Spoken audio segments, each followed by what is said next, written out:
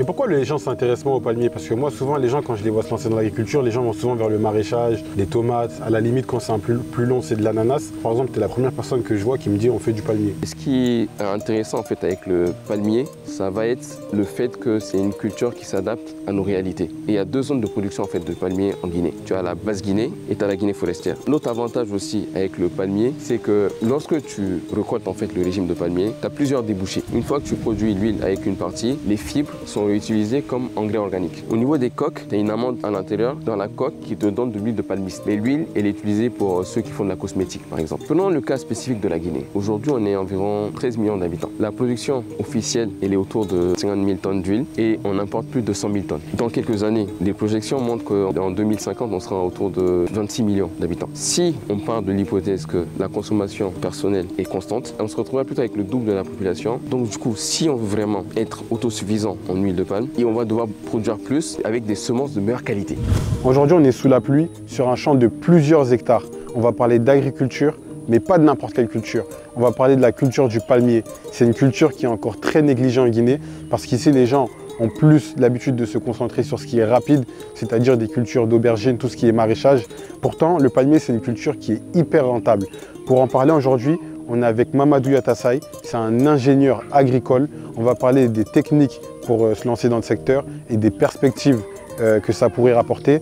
Pour découvrir tout ça, je vous dis à tout de suite. Avant de démarrer cet épisode, je vous parle également d'un deuxième sujet. Je vais vous mettre mon numéro en bas. Je sais que vous êtes beaucoup à vouloir investir dans l'immobilier, à acheter et revendre des terrains. Et il y a énormément d'escroqueries en Guinée. Donc pour ça, je vous mets mon numéro. On vous accompagnera pour tous les gens qui veulent se lancer dans ce business. Donc, à tout de suite. Ce contenu est produit par Starter Productions.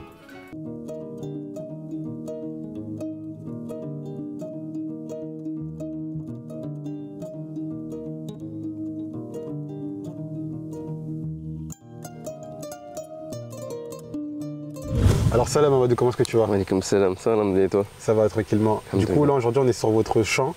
Qu'est-ce que vous faites ici exactement? C'est une plantation, déjà merci d'être venu, merci pour la visite, c'est une plantation de palmiers, palmiers à huile qu'on fait depuis quelques années, avec d'autres spéculations, mais pour aujourd'hui on va mettre l'accent plus sur le palmier.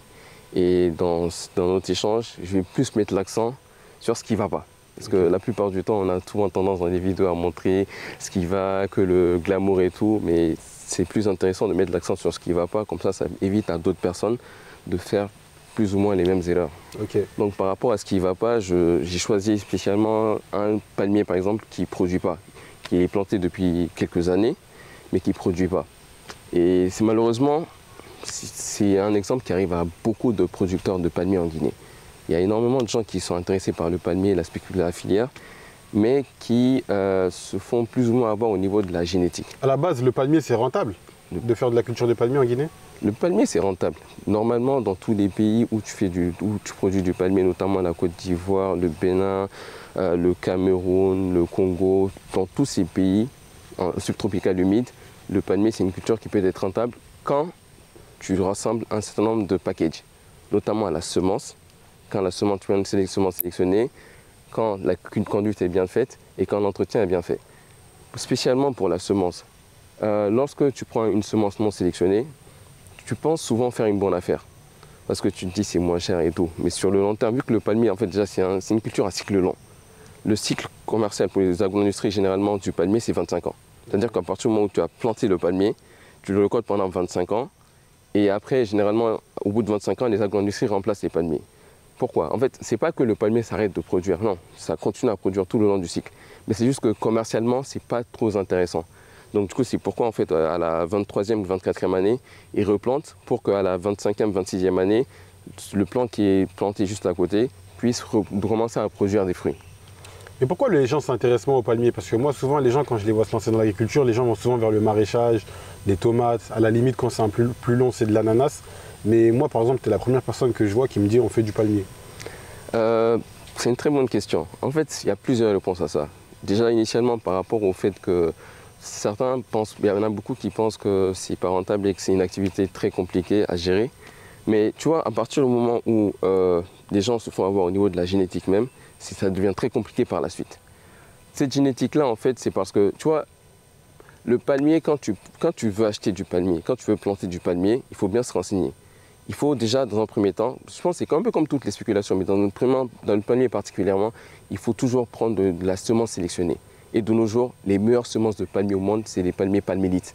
C'est quoi de la semence sélectionnée? Parce que là, on parle devant des gens qui ne connaissent pas forcément grand-chose. Donc quand on a les parties techniques, là, les gens vont se perdre. C'est quoi la semence sélectionnée? Il faut savoir déjà que dans le monde du palmier, tu as différents types de semences. Tu as du Dura. Le Dura, généralement, pour ceux qui s'y connaissent un peu en Guinée, c'est les gros fruits avec les grosses coques. Et c'est ceux qui donnent des huiles rouges. Okay. Pour de l'huile de palme rouge, de CPO. Et pour ici, généralement, les gens appellent Foretugui. Okay. Donc, tu as une grosse coque avec une grosse amande, mais ça donne très peu d'huile. Après, tu as ce qu'on appelle Piscifera. Le Dura, c'est plus le mâle. Après, tu as du Piscifera. Ça donne des fruits aussi, mais les fruits, c'est des fruits stériles. Donc, il n'y a pas de coque dedans. Et après, lorsque tu fais un croisement au niveau des centres semenciers entre le Dura et le Piscifera, tu obtiens du Ténéra. Et c'est le Ténéra, en fait, qu'on appelle le palmier sélectionné. Bon, par rapport à ça, il y en a beaucoup qui... si tu veux acheter des semences sélectionnées, c'est mieux d'aller acheter au niveau des centres de recherche. Et pour ça, c'est comme ce que je te disais tantôt, au jour d'aujourd'hui, les meilleures semences de palmier au monde viennent de chez Palmélite. Palmélite, c'est une société en fait, qui est spécialisée dans la génétique de palmiers de plus de 80 ans. Et ils ont plus de 1600 hectares de champs semenciers où ils font que ça, de plus de 80 ans. Et l'avantage de ce type de semences, c'est que ça te permet d'avoir de très très bons rendements. Je vais faire un parallèle avec les semences non sélectionnées. Lorsque tu prends une semence non sélectionnée, tu as de très fortes chances d'entretenir une plantation pendant plusieurs années. Et au bout de ces années, tu te rends compte que tu n'as pas de récolte. Et tu peux mettre la faute sur pas mal de choses. En fait, tu peux dire que c'est mauvaise conduite, pas mal d'autres opérateurs, mais ça c'est un autre sujet. Au niveau de la semence en tant que telle, il y a beaucoup de pépiniéristes en fait qui prennent des semences dans les plantations sélectionnées de Ténéra. Ils font des pépinières avec cela et revendent ces plantules comme étant de la semence sélectionnée. Pépinière, c'est quand on prépare les graines qu'on met dans la terre, quand on les fait hors sol. Après, c'est ce qu'on met dans la terre. Parce que là, on part dans les trucs techniques, les gens vont se perdre. Hein. Ok, la pépinière, en fait, c'est lorsque tu prends une semence et que tu mets dans la terre, tu entretiens. La pépinière, généralement, pour le palmier, c'est des cycles de 10 à 12 mois. Okay.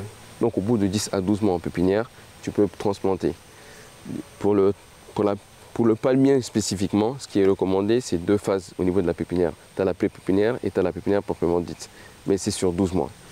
Et au bout de 12 mois, tu plantes. Mais idéalement, si tu plantes, il faut planter en début de saison des pluies. Okay. Je vais revenir un peu en arrière. Lorsque ces pépiniéristes qui ont pris les plants, des amandes, des noix dans des plantations de sélectionnées et ont fait des pépinières avec, lorsqu'ils vendent à toi par exemple, tu vas penser avoir acheté du Ténéra. Eux-mêmes parfois ils vont penser à t'avoir vendu du Ténéra parce qu'ils ont pris ça dans une plantation sélectionnée. Sauf que toi quand tu fais ça, avec ce type de semence, tu as malheureusement 25% de chances d'avoir un plant qui ne va pas produire comme celui-là. Celui-là il n'a jamais produit, il ne va jamais produire. Okay. Tu vois. Ça c'est un échec celui-là. Oui si tu veux. Après tu as 50% de chances d'avoir un plant qui va produire mais beaucoup moins que le Ténéra dans lequel la semence a été issue, et tu as 25% de chance d'avoir un plant qui va avoir une production intermédiaire. Tu vois ce que je veux dire? Maintenant, par rapport à ça, c'est là-bas le plus gros problème, surtout en Guinée. C'est-à-dire que malheureusement, les pépiniéristes et les opérateurs dans la filière ne sont pas forcément au fait de ces réalités-là. En achetant des semences, il faut s'arranger à acheter des semences auprès de centres semenciers. Et par rapport à ça, ce que moi j'utilise, par exemple, ce que je vais utiliser plutôt et recommander, ça va être du Palmélite. Parce que de nos jours, c'est les semences les plus adaptées à nos réalités. Comme je te disais tantôt, il y a plus de 80 ans de recherche derrière, où chaque année il y a des améliorations qui sont faites pour essayer de sélectionner par rapport à nos différents besoins plutôt. Et à ce niveau, en fait, l'avantage plutôt des semences Palmélite, ça va être le fait que généralement, dans une plantation, ce qui fatigue le plus les producteurs, ça va être au niveau de la récolte. Les semences de Palmélite, par exemple, c'est des semences qui ont une croissance en hauteur ralentie. Tu vois, donc sa croissance en hauteur, elle est ralentie. Et au-delà de ça, et encore mieux, toutes les semences sont résistantes à la fusariose. La fusariose, c'est un terme technique aussi, mais c'est une maladie en fait. C'est une maladie qui touche principalement le palmier. Chez le palmier, il y a deux principales maladies. Tu as la fusariose et tu as le ganoderma. Le ganoderma, généralement, c'est une maladie qui apparaît en second cycle. C'est-à-dire que lorsque tu as fait les 25 ans et que tu as remplacé, à la deuxième, 25e année, c'est un champignon qui se développe et qui justement peut décimer toute une plantation. Les semences de palmélite sont strictement résistantes. Toutes les semences sont résistantes à la fusariose. Je t'ai parlé de la croissance en hauteur qui est ralentie et je te parle maintenant de la production. Ça a de très très bons rendements. Parce que dans les exploitations telles que, par exemple, il y a un acteur en Guinée, un des principaux acteurs en Guinée qui utilise les semences palmélites, ça va être la Sogipa, une agro-industrie, la seule d'ailleurs pour le moment. Mais au niveau de la Sogipa, avec le matériel végétal palmélite, tu arrives à avoir des rendements jusqu'à plus de 20 tonnes en fait, à l'hectare. Et ce qui est intéressant en fait avec le palmier, ça va être le fait que c'est une culture qui s'adapte à nos réalités, à nos contextes. Et il y a deux zones de production en fait, de palmiers en Guinée. Tu as la Basse-Guinée, toute la Basse-Guinée, et tu as la Guinée forestière. C'est dans ces deux principales zones plutôt où tu as une production de palmiers. Tu vois. Maintenant, le palmier est généralement la haute saison. La haute saison, c'est en Basse-Guinée, la haute saison, elle est entre mars-avril à juin-juillet. Mais le pic, il est plutôt au niveau d'avril-mai. Et en Guinée forestière, tu as une saisonnalité un peu plus élargie. C'est-à-dire que la haute saison, elle passe de février à juin-juillet. Tu vois, donc c'est à ce moment-là en fait, où tu as beaucoup de production. Sinon, le reste du temps, la production elle est plus faible. Mais, comme j'ai dit tantôt, malheureusement, on est dans un contexte où il y a beaucoup de producteurs de palmiers, mais il y a aussi beaucoup de matériel végétal non sélectionné. C'est ce qui fait que certains sont réticents à se lancer dans le palmier. Donc, et c'est pourquoi justement, je pense que notre échange là, il est intéressant dans ce sens où l'un des objectifs derrière mon intervention, c'est de sensibiliser un peu les gens par rapport à cela. Si tu veux faire du palmier, le palmier il est rentable, c'est une culture très intéressante. Mais si tu veux faire du palmier, arrange-toi à toujours prendre du matériel sélectionné palmélite, par exemple, qui est résistante aux maladies, qui a une très très bonne productivité, qui donne une bonne production et qui a une croissance en hauteur ralentie, qui sont des facteurs très très intéressants. Et l'autre avantage aussi avec le palmier, c'est que lorsque tu récoltes en fait le régime de palmier, tu as plusieurs débouchés. Avec le régime de palmier en tant que tel, tu as les amandes. Les amandes avec lesquelles tu peux produire de l'huile. Une fois que tu produis l'huile avec une partie, les fibres sont réutilisées comme engrais organique. Donc peut revenir dans la plantation. Au niveau des coques, tu as un autre fruit dedans, on va dire. Tu as une amande à l'intérieur, dans la coque, qui te donne de l'huile de palmiste. L'huile de palmiste, c'est une huile qui est très prisée par les provendiers. Les provendiers, ils utilisent plutôt le tourteau de palmiste. Les provendiers vont utiliser le tourteau de palmiste, mais l'huile, elle est utilisée pour ceux qui font de la cosmétique, par exemple, ou même d'autres finalités. Après, tu as les rafles. Là, j'ai vu dernièrement. Oui, mais pour le Nutella, c'est plus, c'est pas forcément le palmiste. Ça, c'est de l'huile de palme. En fait, si tu veux, dans le palmier en tant que tel, une fois que tu extrais, quand tu prends les régimes, quand tu transformes les régimes, tu obtiens de l'huile CPO. En anglais, crude palm oil. Maintenant, c'est le CPO quand tu le raffines que tu sépares en fait l'oléine, la partie urine, de la partie stérique. Mais ça, c'est plus technique, tu vois. On aura l'occasion d'échanger ça par rapport à ça plus ultérieurement, enfin plus tard. Donc, ouais, à ce niveau, en fait, comme ce que j'ai pu dire tantôt, une fois que tu as l'huile, elle est comestible. Donc, c'est ce qu'on mange la plupart du temps. Dans le riz. Dans le riz, les sauces et tout qu'on fait. C'est à base d'huile de palme. Et maintenant, tu as ça. Après, tu as les fibres que tu peux réintroduire dans la plantation, qui sont utilisées comme engrais organique. Après, tu as les rafles que les femmes utilisent pour faire des balais, par exemple. Tu vois. Et même les rafles aussi peuvent être réutilisées pour refertiliser ta plantation. Tu vois. Après, tu as la coque qui est utilisée comme isolant. Je sais que par exemple, quand j'étais au Ghana, dans une plantation au Ghana, ils exportaient des rafles, non pas des rafles, ils exportaient les coques en Italie pour une boîte qui voulait faire de l'isolation. Tu vois. Donc tout ça pour dire en fait que c'est une filière intéressante, comme je l'ai dit tantôt, mais pour lequel il faut vraiment s'appesantir sur la génétique. Là, c'est des semences de qualité. Une fois que tu as des semences de qualité et tu as une bonne conduite au niveau de la pépinière, une bonne conduite au niveau de la plantation, tu peux avoir de très très bonnes rentabilités. Parce qu'en fait, tout le long de la filière du palmier, le cycle du palmier, tu as beaucoup d'opérateurs qui rentrent en jeu. Tu as des opérateurs. Si je prends le cas, une fois que tu as acheté la semence, tu as besoin de 2 à 3 opérateurs pour gérer la pépinière. En fonction de la dimensionnement de ta pépinière que tu feras. Après la pépinière, tu as besoin d'opérateurs pour le transplanting en plein champ. Tu as besoin d'autres opérateurs pour le suivi culturel, pour l'élagage, l'entretien de la culture. Ça demande beaucoup de main-d'œuvre. Ça peut être chronophage en main-d'œuvre. Mais par rapport à certaines opérations, de nos jours, il y a des facilités avec des équipements qui permettent justement de raccourcir le temps et de travailler plus efficacement. Okay. Tu vois. Donc par rapport à ça, ça reste gérable.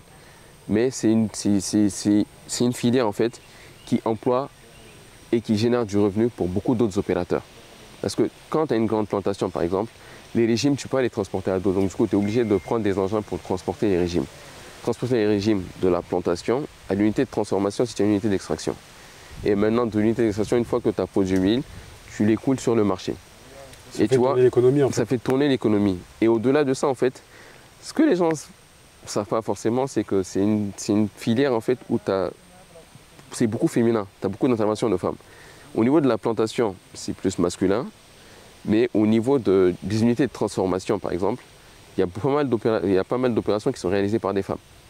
Parce qu'en Guinée, par exemple, l'essentiel de la transformation, et pas seulement en Guinée, quasiment dans toute la sous-région où j'ai été, notamment Côte d'Ivoire, Cameroun et autres, il y a énormément de presse artisanale, des unités d'extraction artisanales, et ces unités d'extraction artisanales sont plus ou moins gérées par des femmes. Tu vois. Et ça, c'est parce qu'en fait, une fois que tu as récolté les régimes de palmier, généralement, les agro-industries utilisent des presses où tu peux utiliser directement les régimes. Sauf qu'avec les presses artisanales, c'est les fruits que ça traite. Donc du coup, tu es obligé de laisser reposer pendant un certain temps pour que le fruit se détache du régime. Après, il y a la cuisson et d'autres processus pour le traitement de ces régimes-là, mais je pense que c'est quelque chose qu'on pourra échanger plus amplement. Nous, on nous expliquait à l'époque que l'huile de palme, par exemple, c'était pas bon pour la santé. C'est vrai ça ou pas? Dans quel sens? Parce que les gens commençaient à faire beaucoup d'importations de l'huile de palme en Europe pendant une certaine période, et même ça se fait toujours. Mais on nous expliquait que c'est bien d'éviter de manger de l'huile de palme parce que c'était pas bon pour la santé. Mais récemment encore, j'ai entendu que c'était pas vrai et qu'il y avait en fait un aspect commercial derrière parce que c'est des récoltes qu'on produit principalement en Afrique. Je pense que tu as partiellement répondu à la question. L'huile de palme ne pousse pas seulement en Afrique. L'huile de palme ne pousse qu'en zone tropicale, subtropicale humide. Et donc du coup, l'huile de palme, c'est la culture la plus rentable. De nos jours, c'est l'une des cultures. Si tu as la bonne génétique, bien conduite et bien suivie, l'huile de palme, ça te donne de très très bonnes récoltes. Tu vois, c'est l'une des cultures les plus rentables. Et donc par rapport à ça, il n'y a aucun problème en matière de santé. Tout dépend de comment tu transformes et comment tu conserves le produit. Et ce que les gens oublient de noter aussi quand ils parlent de ça, ce qu'ils omettent plutôt de dire, c'est le fait que ça permet de corriger les carences en vitamine A de nos populations. Tu vois, parce que l'huile rouge qu'on consomme est riche en vitamine A et en bêta-carotène. Et ces bêta-carotènes, justement, permettent de corriger ces carences-là. Tu vois, les carences visuelles et tout. Tu vois, et au-delà de ça, c'est une huile très très nutritive. Il y a même des médecins qui recommandent une consommation d'huile de palme journalière. Tu vois. Prenons le cas spécifique de la Guinée. Aujourd'hui, on est environ 13 millions d'habitants, approximativement selon les chiffres. Sur ces 13 millions d'habitants, la production officielle elle est autour de 50 000 tonnes d'huile et on importe plus de 100 000 tonnes. Dans quelques années, les projections montrent qu'on sera en 2050, on sera autour de 26 millions d'habitants. Si on part de l'hypothèse que la consommation personnelle est constante, reste constante plutôt, on se retrouvera plutôt avec le double de la population et une production avec des régimes non sélectionnés qui ne va pas beaucoup bouger. Donc du coup, si on veut vraiment être autosuffisant en huile de palme, on va devoir produire plus, mais avec des semences de meilleure qualité. Et par rapport à ça, comme j'ai dit, de palmélite par exemple, une fois qu'on a, par exemple, les estimations montrent que, comme ce que j'ai pu dire là, avec on sera 16 millions, on sera 26 millions d'habitants. Les 26 millions d'habitants, si on part sur la base d'un besoin futur de 600 000 tonnes d'huile, pour produire 600 000 tonnes d'huile, ce que j'ai oublié de noter aussi, c'est que tu vois, avec les régimes de palmélite dont j'ai parlé, tu peux obtenir jusqu'à 4 tonnes d'huile. Mais allons sur une hypothèse plus basse. Si on va sur 3 tonnes d'huile et qu'on a un objectif de 600 000 tonnes d'huile dans les années 2025, il faudra planter plus de 200 000 hectares. Mais 200 000 hectares, c'est faisable si c'est fait par les exploitations familiales. Les exploitations familiales, c'est des privés comme toi et moi qui avons des plantations un peu... À la maison? Non, pas à la maison, mais des plantations dans nos différents villages, si c'est dans les zones de production de palmiers, en Basse-Guinée ou en Guinée forestière. Dans nos Je parle de ça en fait dans nos villages, quoi, tout ce qui entoure chez nous dans nos villages. Mais si on utilise la bonne génétique et qu'on applique les bonnes pratiques culturelles, tu vois, donc ça va permettre justement de corriger ces différents gaps. Et imagine-toi, ces 600 000 tonnes sont atteignables. Et l'avantage d'avoir des 600 000 tonnes d'huile, c'est qu'on peut non seulement être autosuffisant en huile de palme, mais aussi on peut exporter l'excédent dans la sous-région. Okay. Parce que de nos jours, on importe de l'huile. En Guinée, on importe? On importe de l'huile. On importe de l'huile d'Indonésie, Malaisie, mais aussi on importe de l'huile de la sous-région. Tu vois. Et donc du coup, ça fait qu'en ayant cette activité, en essayant de mieux structurer la filière, avec les bonnes semences, avec les bonnes conduites culturelles, avec le bon suivi, ça permet de faire en sorte que toute la filière devienne autosuffisante et toute la filière, ça crée des revenus et ça crée des activités pour tous les opérateurs. Parce que les pépiniéristes qu'on a, il y a des pépiniéristes qui sont très techniques, mais ils n'ont juste pas la bonne génétique. Tu mets entre leurs mains la bonne génétique, tu les accompagnes, tu les encadres, tu les structures, tu les certifies.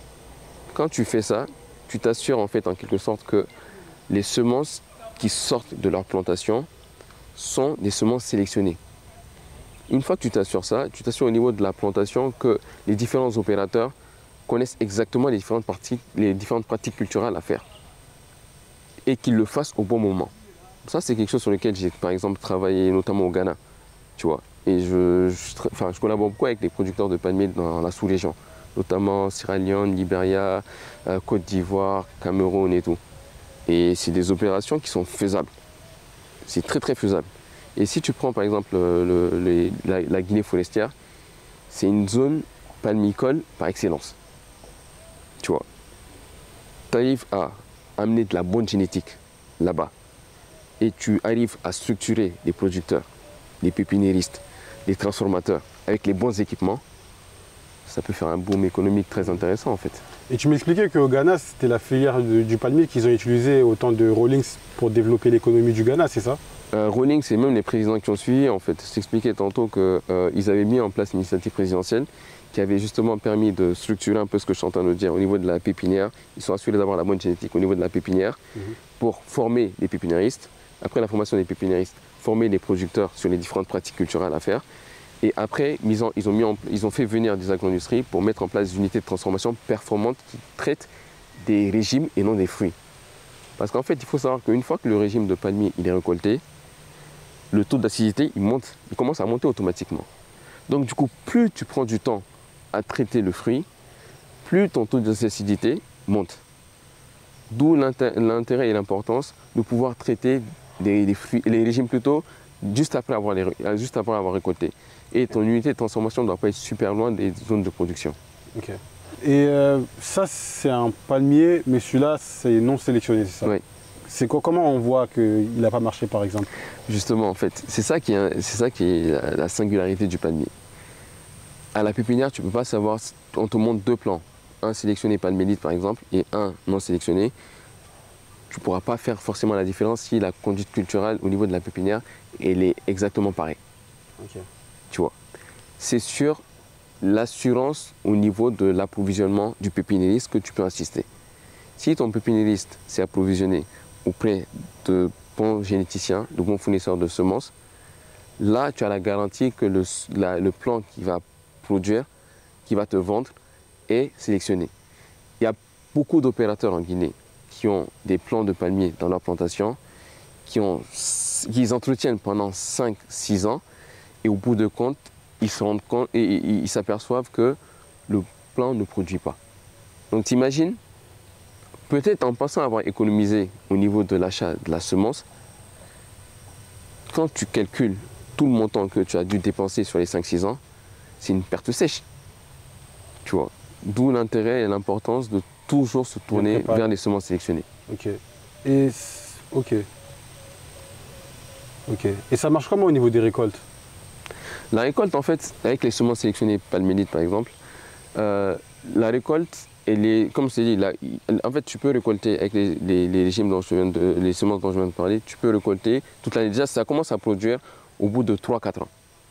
3 ans pour être plus précis, un peu plus de 3 ans.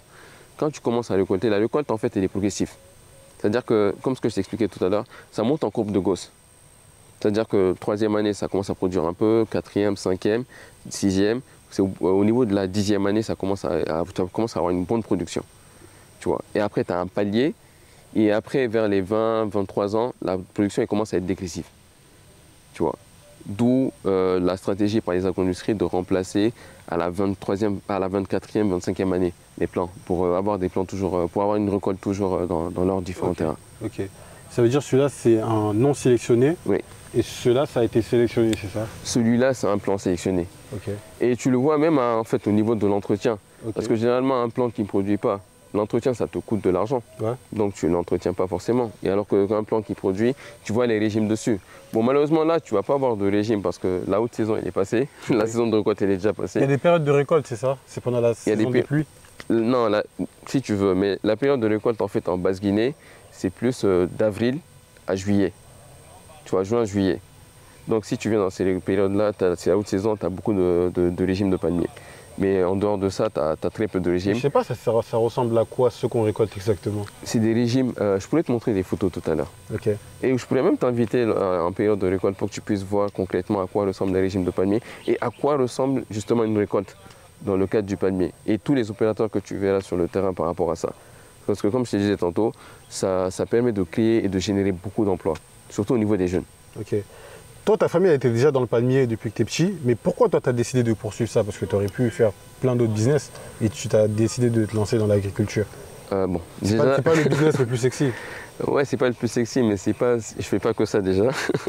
C'est une question intéressante que tu m'as posée. Pourquoi je me suis tourné vers l'agriculture et pourquoi spécialement vers le palmier? Parce qu'en fait, déjà on a une plantation depuis quelques années et je m'étais rendu compte que les gestionnaires de plantation qu'on avait n'étaient pas forcément compétents ou les retours qu'ils nous donnaient n'étaient pas satisfaisants et suffisants. Donc du coup, je me suis tourné vers les études en ingénierie agricole. Et c'est dans ce cadre-là que j'ai approfondi un peu plus sur le palmier. Je travaille sur le palmier depuis 2017. Et tout mon intérêt, il vient de là en fait. Parce que je me suis rendu compte. Frustration. C'est parti d'une frustration par rapport aux gestionnaires qu'on avait et au rendement qu'on obtenait qui n'était pas satisfaisant pour moi. Tu vois. Et donc du coup, je m'étais dit que ce serait intéressant que j'apprenne un peu plus là-dessus pour voir dans quelle mesure je peux aider la plantation familiale, mais aussi d'autres exploitations. Comme je t'ai dit tantôt, j'interviens Guinée, Sierra Leone, Libéria, et je suis déjà intervenu en Côte d'Ivoire, au Cameroun aussi pour les seed evidence. Et même par rapport à ça, justement, on a un seed evidence qu'on organise en décembre, où justement on amène des opérateurs qui sont intéressés par le palmier dans une plantation de palmier avec du matériel végétal sélectionné, palmélite, en Sierra Leone. Ils peuvent voir concrètement comment se porte un palmier sélectionné, bien entretenu, et quels sont les niveaux de rendement qu'on peut obtenir à partir de là. Parce que c'est une vraie science en fait, la génétique. C'est une vraie science et il travaille dessus depuis plus de 80 ans. Tu vois. Donc 80 ans de recherche et chaque année, les rendements augmentent d'1 point. C'est-à-dire que la semence que tu as achetée cette année, par rapport à l'année dernière, tu as 1 point de rendement en plus. Rendement en huile. Tu vois. Et comme c'est des semences qui sont adaptées à nos réalités, ça te permet d'avoir de très très bonnes récoltes, quoi.